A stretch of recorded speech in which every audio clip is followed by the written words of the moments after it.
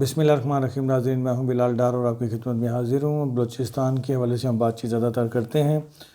آج جو ہمارا موضوع بحث ہے وہ ریکارڈک کے حوالے سے ہونے والی پیش رفت ہے، اہم پیش رفت ہے۔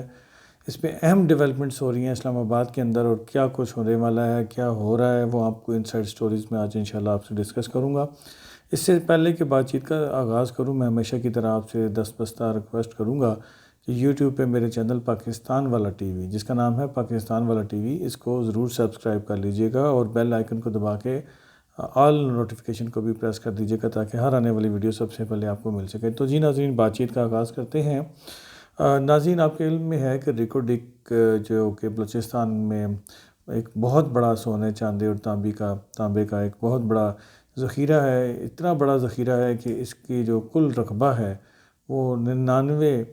مربع کلومیٹر ہے، اور اس 99 مربع کلومیٹر میں سونا، چاندی، تانبا اور دیگر بہت ہی قیمتی معدنیات، دھاتیں پائی جاتی ہیں، جس کے لیے آپ کو معلوم ہے کہ بڑی بڑی کمپنیاں، بڑے بڑے ممالک کی نظریں اس کے اوپر لگی ہوئی تھیں۔ جس طرح ہم نے سینڈک دیا اور پھر ہم اس سے خاطر خواہ فائدہ نہیں لے سکے، اسی طرح بہت سارے ممالک کی خواہش تھی کہ ریکارڈک کا منصوبہ یا وہاں پہ مائننگ کی اجازت اور وہاں سے سونا، چاندی، تانبا اور دیگر جو اہم معدنیات ہیں وہ نکالنے کا ٹھیکہ ان کو مل جائے۔ اس کے حوالے سے انہوں نے کافی تگ و دوگ بھی کی، اور پھر یہ معاملہ، یہ سارا کچھ دیا گیا کہ ایک ٹائٹان کمپنی کو، اور اس کمپنی کے نتیجے میں جو معاہدہ ہوا اس کے ساتھ، اس معاہدے کے اوپر جسٹس افتخار محمد چودھری صاحب کے دور میں ایک ایکشن ہوا، اور اس معاملے کو عدالت میں، سپریم کورٹ میں اس معاملے کو دیکھا گیا کہ یہ معاہدہ کیسے کیا گیا، کیوں ہوا، اس میں پاکستان کا بینیفٹ کیا تھا، کیا نہیں تھا، اور کیا نقصان ہوا یا فائدہ ہوا۔ اس کے اوپر جسٹس افتخار محمد چودھری صاحب نے ایک فیصلہ دیا، اور جس کے بعد ٹائٹان کمپنی کے ساتھ معاہدہ کینسل کر دیا گیا ریکارڈک کا، جس کے خلاف کمپنی عالمی عدالت میں چلے گئی، اور عالمی عدالت ثالثی میں انہوں نے اپنا کیس لڑا۔ پاکستان نے بھی اپنے بڑے وکلاء کھڑے کیے، جس میں جو وکلاء کی ٹیم کی سربراہی تھی وہ برطانوی سابق وزیر اعظم کی اہلیہ کر رہی تھیں، اور اس کے ساتھ ساتھ پاکستانی وکلاء بھی اس میں شامل تھے ساتھ تھے، جس میں احمد بلال صوفی صاحب سر فہرست۔ اور ایک اور مزیدار بات بتاؤں، بڑی امپورٹنٹ بات بتاؤں، ٹائٹان کمپنی نے اپنے جو پاکستان سے وکلاء کو پاکستان سے بھی وکلاء کو ہائر کیا تھا، اور وہ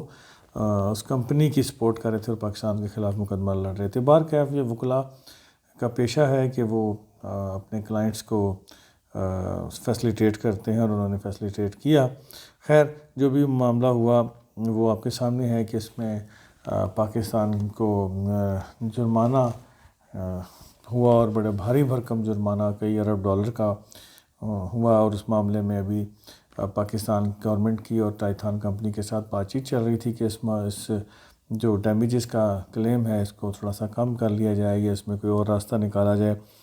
تو ناظرین، اب آتے ہیں اس ڈیولپمنٹ کی طرف سے جو اسلام آباد میں ہو رہی ہے، اور اس سے پہلے کہ میں آپ کو اسلام آباد کی ڈیولپمنٹ بتاؤں، پہلے تھوڑا سا اور ایک آپ کو اہم انکشاف کروں۔ میرے ذرائع کا کہنا ہے کہ سابق وزیر اعلیٰ جام کمال صاحب کی حکومت جانے کا ایک سبب بھی ریکارڈک تھا۔ وہ ریکارڈک اس طرح سے کہ میرے ذرائع کا بتانا ہے کہ جام کمال صاحب جب ان کے خلاف تحریک عدم اعتماد پیش ہوئی تو وہ امریکہ میں تھے۔ انہیں کافی عرصے سے ریکارڈک پہ کچھ لوگ یا کچھ قوتیں اپنے من پسند معاہدہ کرانے کے لیے دباؤ ڈال رہی تھیں، لیکن جام کمال صاحب کچھ اور چاہتے تھے، وہ ان کے ساتھ ایگری نہیں کر رہے تھے، اور امریکہ میں ان کی بھی کسی سے اس حوالے سے بات چیت مبینہ طور پر چل رہی تھی۔ اسی لیے پھر ان کو مبینہ طور پر ٹارگٹ کیا گیا، اور ان کی حکومت چینج ہوئی اور ان کو گھر جانا پڑا۔ بہرکیف یہ تو ذرائع کی کہنا ہے، اور پتہ نہیں ٹھیک ہے یا غلط ہے، لیکن بات میں وزن بڑا ضرور ہے اس بات میں۔ ناظرین، ہمارے ذرائع کا یہ بھی کہنا ہے کہ قدوس بزنجو صاحب انہی دنوں امریکہ جانے والے تھے، اور ان کے امریکہ وزٹ کا مین مقصد بھی ریکارڈک تھا، اور اس حوالے سے وہاں کوئی بات چیت ہونی تھی۔ لیکن اس سے پہلے کہ قدوس بزنجو امریکہ جاتے، میرے ذرائع کے مطابق انہیں اسلام آباد سے وفاقی حکومت کی ایک کال آئی، اور اس کال میں انہیں کہا گیا کہ آپ فوری طور پہ اسلام آباد پہنچے۔ تو وہ فوری طور پہ مکران سے یا تربت میں تھے، اور وہاں سے سیدھا وہ اسلام آباد پہنچ چکے ہیں، اور اسلام آباد میں ان کی جو ہیں وہ میٹنگز آج ایک میٹنگ ہونی تھی لیکن وہ میٹنگ نہیں ہوئی اور اس میں وہ نہیں گئے، وہ دانستہ طور پہ نہیں گئے کیونکہ ان کے بھی اس معاملے میں کچھ میرے ذرائع کے مطابق اختلافات پائے جاتے ہیں۔ وہ بھی جو معاہدہ یا جو شرائط یا چیزیں جو آپشنز ان کو دیے جا رہے ہیں وفاقی حکومت کی جانب سے یا اور قوتوں کی جانب سے، شاید میرے ذرائع کا کہنا ہے کہ قدوس بزنجو اس پہ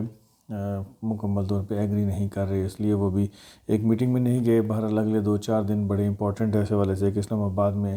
حکومت بلوچستان اور وفاقی حکومت کے درمیان اس حوالے سے کوئی بڑی پیش رفت ہونے والی ہے۔ جن آپشنز پہ میرے ذرائع کے مطابق اسلام آباد میں غور ہو رہا ہے وہ اب میں آپ کو بتاتا چلوں۔ یہ آپشن بتانے سے پہلے پھر ریکویسٹ کروں گا کہ یوٹیوب پہ میرے چینل پاکستان والا ٹی وی کو ضرور سبسکرائب کر لیجیے گا۔ تھینک یو سو مچ۔ اور جو ریکارڈنگ کے حوالے سے آپ کے تاثرات ہیں وہ جو میں نے باتیں کی اس پہ اپنا کمنٹ بھی کیجیے گا۔ تو جی ناظرین، اسلام آباد میں جو بات چیت چل رہی ہے، جو پیش رفت ہو رہی ہے، اس میں ریکارڈنگ کے حوالے سے یہ ایک اہم بات جو آپشنز آ رہے ہیں وہ یہ ہیں۔ نمبر 1، جو ایک تو آپ کو معلوم ہے کہ وفاقی حکومت کی کارکردگی بہت مایوس کن ہے اور پاکستان کی معاشی صورتحال بہت نازک دور سے گزر رہی ہے اور بڑی خراب صورتحال ہے۔ اور اگر ایسی صورتحال میں ریکارڈنگ کے حوالے سے جو جرمانہ ہوا ہے $6 ارب کا تقریباً، اگر وہ جرمانہ دینا پڑ گیا تو پاکستان کے پلے شاید اب اس وقت کچھ نہ بچے اور بڑا مشکل صورتحال ہو جائے گی۔ اور وفاقی حکومت پہلے ہی عوام پر مہنگائی کا بہت بوجھ ڈال چکی ہے، زیادہ بوجھ اب ڈالنے کی پوزیشن میں نہیں ہے، تو اس لیے وہ بچنا چاہتی ہے اس جرمانے سے۔ تو ایک آپشن یہ بھی ہے میرے ذرائع کے مطابق کہ ٹائی تھان کو ہی دوبارہ یہ ان کے ساتھ معاہدہ کر لیا جائے اور اس معاہدے میں ان سے جرمانہ معاف کروا لیا جائے، اور ساتھ میں جو پاکستان کا حصہ تھا اس منصوبے میں جو ملنا چاہیے تھا یا ملنا تھا اس کو بڑھا لیا جائے، اور اس میں پاکستان کو جو شیئر ہے اس کا پرسنٹیج بھی کافی حد تک بڑھا لیا جائے، اور اس سے پاکستان کی معیشت کو کوئی سہارا ملے اور یہ کام شروع ہو جائے۔ اس کے علاوہ دوسرا آپشن یہ ہے کہ کئی اور ممالک اس میں انٹرسٹڈ ہیں اس ریکارڈنگ کو لینے کے لیے، تو کئی کمپنیاں انٹرنیشنل جو اس میں خواہش مند ہیں اس کو لینے کے لیے اور اس کی جوڑ توڑ بھی کر رہی ہیں۔ وہ بھی حکومت پاکستان کی نظر میں یہ بھی ہے کہ اس